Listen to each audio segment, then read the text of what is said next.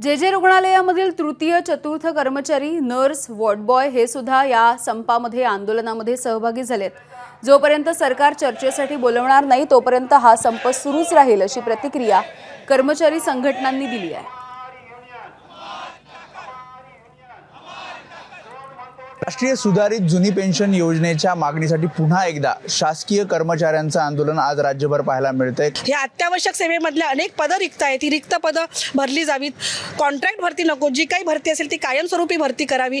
या कर्मचाऱ्यांसाठी cashless mediclaim आणावं, अशा साध्या आणि रास्त मागण्या आहेत। या मागण्यांसाठी आम्ही वेळोवेळी चर्चा मागून सुद्धा आणि त्याच्यावरती काही तोडगा निघत नाही, म्हणून हे आंदोलन आहे। नक्कीच ताण पडेल, परंतु आमची अशी प्रामाणिकपणे इच्छा आहे शासनाने आमच्याशी चर्चा करावी।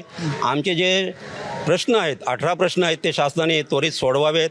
आज जे रुग्णालयाची अशी परिस्थिती आहे सर की चतुर्थ श्रेणीतील जी पदं आहेत ती सरळ सेवेने अनेक वेळा संघटनेने शासनाकडे प्रशासनाकडे प्रस्तावना करून सुद्धा अनेक वेळा चर्चा करून सुद्धा आज ही 150 ते 200 पदं क्लास 4ची रिक्त आहेत। आज तो सगळा भार आज नातेवाईकांवरती पडतोय। आज नातेवाईक गाड्या ढकलत आहेत। जोपर्यंत शासन आम्हाला चर्चा देऊन आमच्या मागण्यांबद्दल ठोस निर्णय घेत नाही तोपर्यंत महाराष्ट्रभर राज्य सरकारी कर्मचारी, शिक्षकेतर कर्मचारी, जिल्हा परिषद कर्मचारी संपूर्णतः संपावरती आहेत। कॅमेरामॅन सचिन शिंदे, वेदांत नाईब, एबीपी माझा, मुंबई। एबीपी माझा, उघडा डोळे बघा नीट।